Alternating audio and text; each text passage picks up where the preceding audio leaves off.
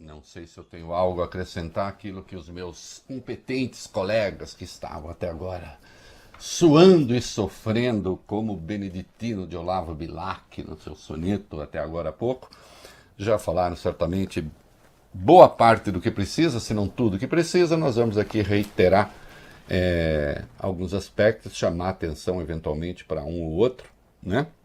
Em companhia de Vólio Bene. Eu. Boa noite, Boa Vólio noite. Bene. Noite E especial, de Bob hein? Furruia. E aí? Boa noite, Bob Furruia. Trabalhando muito, os meninos? Ah, um pouquinho, né? Um pouquinho, né? Faz parte, é bom. Muito bem. Olha aqui. Dessa vez, os computadores do Luiz Roberto. Ele parece estar ele tá meio nervoso, o Luiz Roberto Barroso. Ele não está gostando. Vamos parar de ficar perguntando: o computador vai funcionar? Que ele disse, como é que é? Não tem remédio jurídico para quem não quer entender. Perfeitamente, senhor. Né? É que o papel do jornalismo é esse mesmo. A gente gosta de chatear a autoridade. Né? Ainda bem que existimos nós, os jornalistas. Né? Se existindo nós, os jornalistas, as coisas são como são, a gente pode imaginar como seriam, né, não fôssemos nós. Né? Então, prefiro um país com jornalismo e sem governo a um país com governo sem jornalismo. A frase nem é minha. Daqui a pouco nós vamos ver de quem é. O Vale Bene vai perguntar. Olha aqui. Eu quero começar. Eu vou dar bronca no Instituto de Pesquisa. Eita. No Ibope. Quer dizer que no momento em que o próprio presidente da República voltou a fazer proselitismo contra as urnas, o Ibope diz: não vou fazer boca de urna. Eu não sabia que não ia ter. Alguém sabia? Alguém sabia que não ia ter? Estou perguntando mesmo. Vocês sabiam? Não. Eu fiquei sabendo um pouco antes. Né? Essas coisas não se faz assim. Avisa antes. O negócio é o seguinte: dia 25 vai ser dia de Natal, de dezembro. É uma verdade. E a outra verdade é que Ibope faz boca de urna. Se alguém mudar o Natal dia 25, tem que avisar previamente. Você não vai fazer boca de urna também. Sabe por quê? Não estou imaginando conspiração nenhuma. Gente que põe em dúvida o resultado de urna eleitoral é retardada. Moral. Mas justamente para não ficar dando aso a esse tipo de coisa, então avisa com antecedência. Né? Pronto, falei. Meu protesto está registrado. Olha aqui. Ô, Rinaldo, a frase era do Thomas Jefferson? É do Thomas Jefferson, claro. Né? É preferível você ter um país com imprensa e sem governo a ter um país com governo sem imprensa. Né? Thomas Jefferson. Então a imprensa chateia mesmo, ministro. Pode se acostumando, viu? A TSE é assim que as coisas são. E de resto será sempre assim, enquanto houver democracia. Então não se zangue. Quando a gente fica vendo o resultado, né? O resultado aqui, o resultado ali, o resultado lá, a gente fica, para usar uma metáfora antiga, a gente vê as árvores. É preciso enxergar a floresta. Senão a gente faz como o Mourão, a gente leva gente para fazer expedição na Amazônia, está cheio de árvore, nossa, quanta árvore tem aqui, não tem desmatamento, né? Tem que olhar de cima e tem que olhar no lugar certo. Então interessa a gente saber o que é que esta eleição municipal, para que lado ela aponta. Não quer dizer que coisas que aconteceram agora vão se repetir em 2022. Nós sabemos que uma eleição municipal carrega aspectos que não estão dados numa eleição federal. E a inversa também é verdadeira. Então a importância da religiosidade, a importância de não sei o que, isso numa eleição federal é muito mais importante, é muito mais relevante. O buraco de rua, a eficiência do serviço municipal, essa é muito mais importante na eleição municipal. De maneira geral, os eleitores privilegiaram desta vez a experiência, tanto é que houve um bom número de reeleição de prefeitos, e privilegiaram aqueles que não foram negacionistas em relação à Covid-19. Certo? e repudiaram o negacionismo.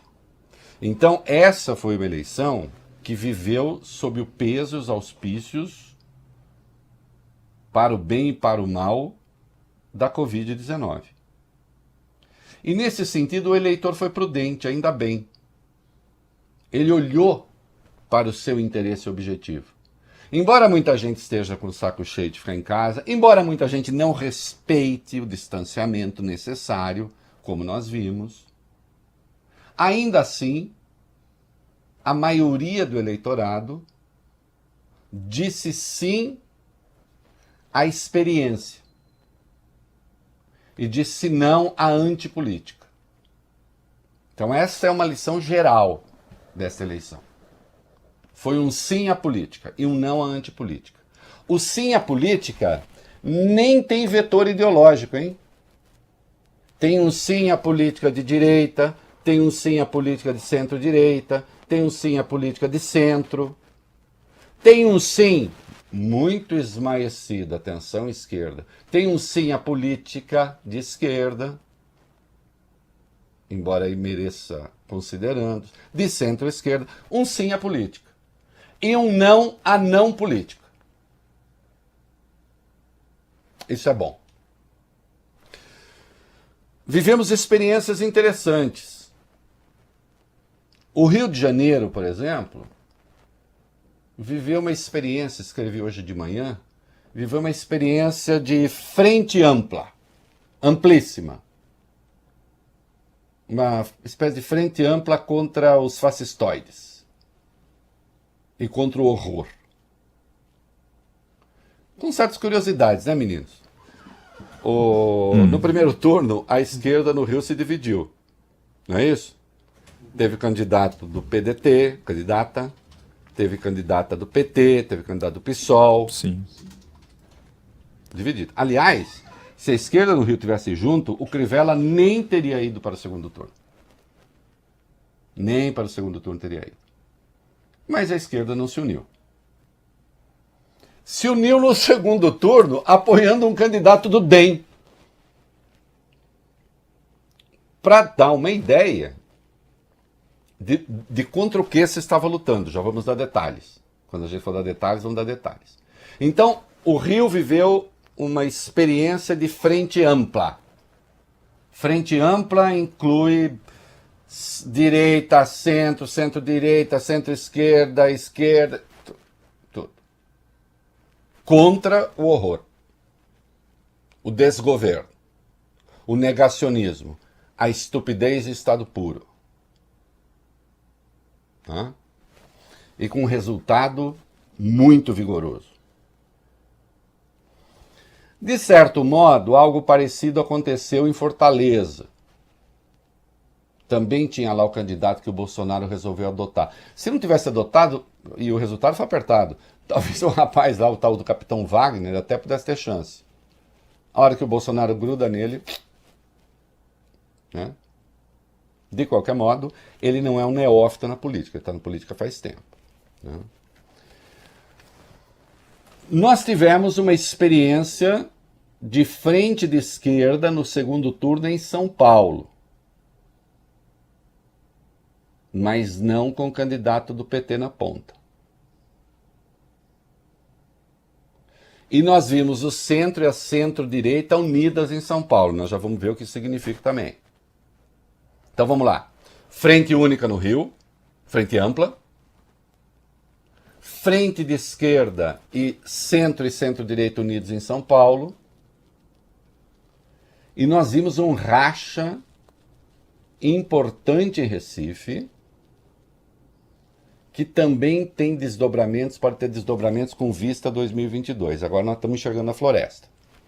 Nós não estamos mais falando das árvores apenas. As árvores somos nós. Vocês conhecem esse vídeo? Uhum. Né? Então nós vamos pensar esta coisa toda e saber o que isso significa a partir dos resultados. Claro, vamos relembrar os resultados e falar de suas implicações. Eu, Reinaldo Azevedo, entendo e vou querer saber ouvir e vou querer ouvir isso de outras pessoas. Daqui a pouco nós vamos entrevistar, tudo dando certo, o Guilherme Boulos. Né? E, evidentemente, nós tentamos fazer entrevista também com o Bruno Covas. Mas o Bruno Covas não deu entrevista antes da eleição. Hoje a gente tentou de novo, não deu. Eu entendo que esteja muito ocupado. Né?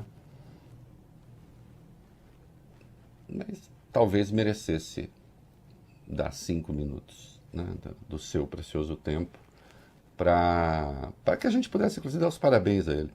Né? Porque, evidentemente, o nosso interesse é ouvir os dois. O vitorioso, quem perdeu também, né? Só que é o Bruno Covas que não quis dar entrevista. Né? De novo. Aline, obrigado a entrevista para você. Eu sei que não. Só estou dizendo que ele foi convidado, de novo, a dar entrevista.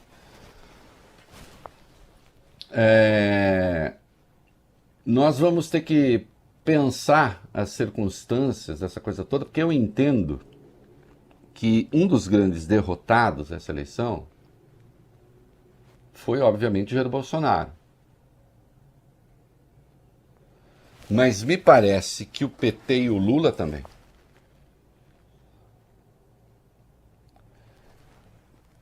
É isso? Para que lado isso aponta? Vamos ter que pensar essas coisas. O resultado das urnas está aí. Hã?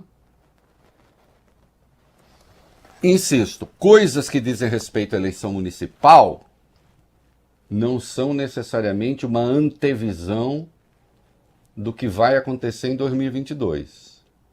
Mas, como já dissemos aqui também antes, nós estamos fazendo a leitura dos augúrios, né? Como assim? Como os gregos faziam, o voo das aves, a ave está indo para lá, então isso significa tal coisa, abre a entranha dos animais, interpreta. Momento cultural. Estamos fazendo leitura dessas coisas. E nós vamos ver que mesmo o Jair Bolsonaro tendo sido derrotado, algumas coisas apontam para uma possibilidade muito real, obviamente, a partir desses resultados, de que o Jair Bolsonaro esteja no segundo turno na eleição de 2022. E está começando a ficar muito complexo. Sim, nós somos complexos. A realidade é complexa. Hã? Porque, obviamente, todos estão celebrando a festa da democracia, como se diz, e eu também. Agora, a política, depois da celebração da festa da democracia, vem a disputa pelo poder. Que é legítimo. Política é isso. E é preciso que a gente entenda como cada ator, então, vai se colocar a partir dos resultados que estão aí. E é disso que nós vamos falar. Né? Vamos começar pelo Rio de Janeiro. O Rio de Janeiro em que você tem uma derrota fragorosa. Vai lá. Vamos lá então, Reinaldo. Eduardo Paes do DEM, ex-prefeito do Rio, voltará à prefeitura a partir de janeiro e com uma votação expressiva. Teve 64,07% dos votos contra o atual prefeito Marcelo Crivella do Republicanos, que teve 35,92%. Logo depois de confirmado o resultado, Paes afirmou que a vitória dele representa o fim do radicalismo contra a política. Afirmou ainda que vai apelar a Jair Bolsonaro e a Rodrigo Maia, presidente da Câmara, para pedir uma ajuda emergencial ao Rio de Janeiro. Qual que é o significado dessa vitória do Paes, Reinaldo? Olha, em parte disso aqui, o significado é o não ao bolsonarismo. O Rio de Janeiro viveu a experiência da Frente Ampla. Então vamos lá. Em 2018, passou um candidato do PT para o segundo turno. Formou-se uma Frente Ampla. Mas se formou uma Frente Ampla contra o candidato de esquerda. Né? O resultado não foi acachapante, mas o Bolsonaro venceu. Contra o candidato de esquerda, e o pêndulo foi para a extrema-direita. Desta feita, Com o Eduardo Paes sendo um candidato de centro num partido de centro-direita, tendo apoios de centro-esquerda, mas também de apoios de direita, a esquerda disse não ao horror no Rio de Janeiro. E você teve essa vitória expressiva aqui. É um fator de preocupação para o Jair Bolsonaro? É. Na possibilidade de que ele vá para o segundo turno em 2022, eu diria que tudo mais constante, essa possibilidade é grande. Se viu no Rio um ensaio de frente ampla contra o horror. No caso, contra o horror administrativo do Crivella. Eu estou entre aqueles que eu considero o pior prefeito que o Rio de Janeiro já teve. Né? O mais desastrado, o mais estrambelhado. E, ao mesmo tempo, associado a Bolsonaro.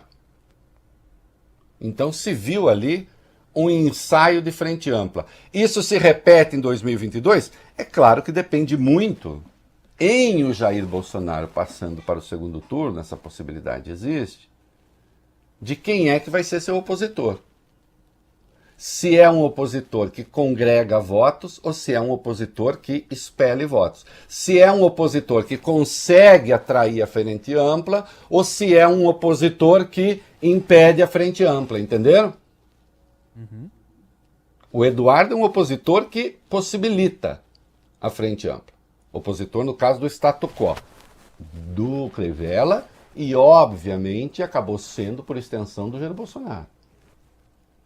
Embora a sua primeira intervenção, nós estamos tentando falar, se der certo faremos uma entrevista com o prefeito eleito. Sim. Embora a sua primeira intervenção tenha sido no sentido de vou falar com o Jair Bolsonaro, vou falar com o Rodrigo Maia para tentar trazer recursos para o Rio de Janeiro.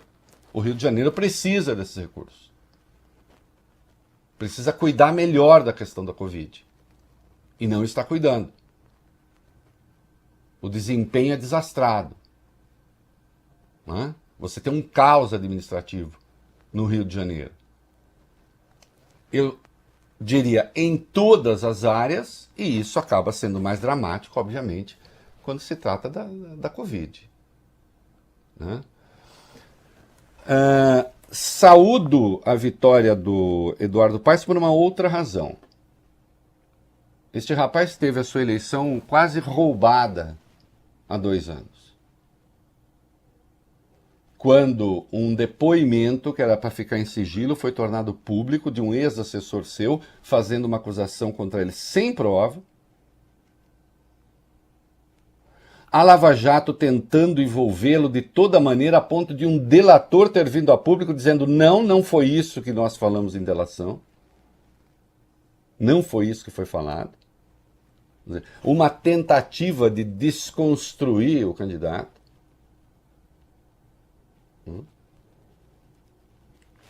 E o Eduardo Paes resistiu a isso. Insisto, o delator disse não foi isso que nós falamos. Delatores, né? E há uma memória de boa gestão do Eduardo Paes no Rio de Janeiro. Sim, toda gestão tem problema, ele foi prefeito, ele teve 8 anos de mandato, é claro que problemas há, é claro que há coisas que dão errado, no geral, ele é um administrador competente. E o Rio de Janeiro vive hoje à beira do caos. A coisa é tão estupefaciente ali, que tem uma página chamada Nós Odiamos Eduardo, Eu Odeio Eduardo Paes. Sim. E a página chamada Eu Odeio Eduardo Paes defende o voto Eduardo Paes. Sim.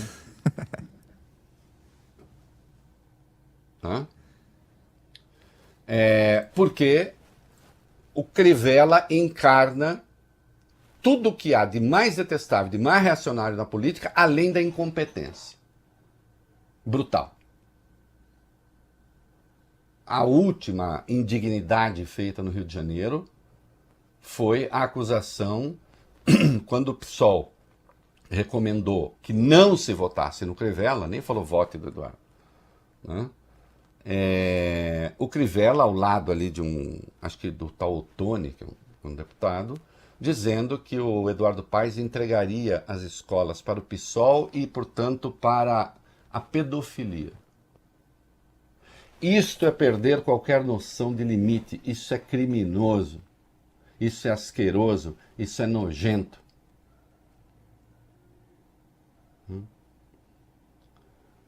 Então a extrema-direita mostrou a fuça, aliás a extrema-direita também mostrou a fuça só no Rio de Janeiro. E houve esse resultado aí. Né?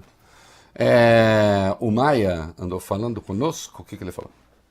A gente falou agora há pouco, o Bob trouxe informação, né, sobre o presidente da Câmara, Rodrigo Maia. Ele deu uma declaração interessante sobre a disputa no Rio de Janeiro, sobre o prefeito Marcelo Crivella. Ele falou assim: não posso deixar de falar da importância da vitória do Eduardo Paes, o que isso pode significar depois de abertas as urnas. E a minha surpresa com a atitude do prefeito Crivella, que parecia um pastor e pareceu mais no final um diabo, com tanta agressividade, com tantas mentiras, fake news. Uma pena ver um pastor de uma igreja tomar o seu corpo de tanto ódio. Vamos esperar a abertura das urnas, a eleição não está resolvida, mas eu espero que, se as pesquisas estão certas, que ele vá para dentro da igreja, volte a orar e volte a ser o pastor que sempre foi. Tire o ódio do seu coração. Essa declaração, claro, antes de serem fechadas as urnas. Aliás, uma declaração boa, viu? Porque eu nunca vi o Crivella sempre fala assim. Mas a gente viu outro dia um vídeo dele no ambiente privado ali, em que ele jogava só com cabos eleitorais.